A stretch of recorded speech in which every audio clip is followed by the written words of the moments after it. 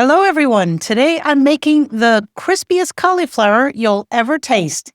In the air fryer, of course.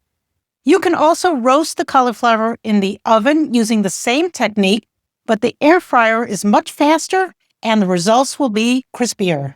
I'm using a 1.5-pound bag of frozen cauliflower.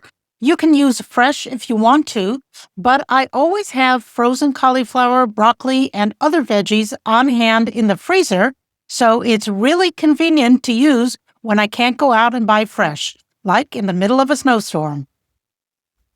Here I have cauliflower that's been patted dry and been sitting a while air drying, so these florets are nice and dry. Of course, if you use fresh, the cauliflower should already be dry. It's only when it's frozen that it forms those ice crystals. Okay, the first step is to coat the cauliflower with extra virgin olive oil. So I measure out 2 tablespoons, spread it around, and mix to coat the cauliflower.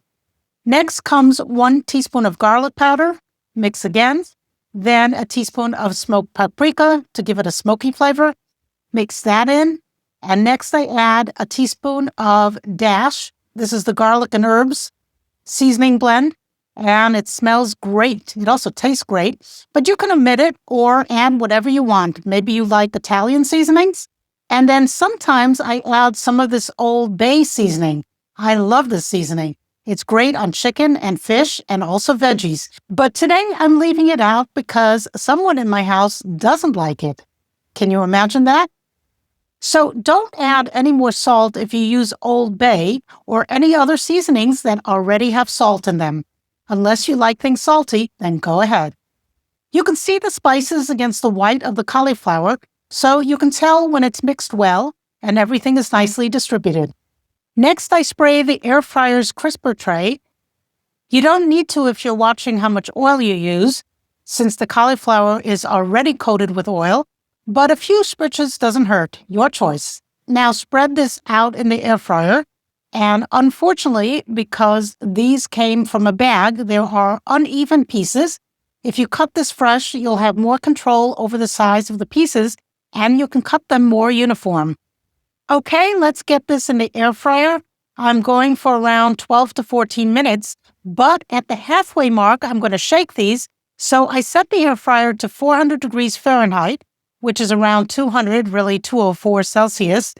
And I set it for 7 minutes.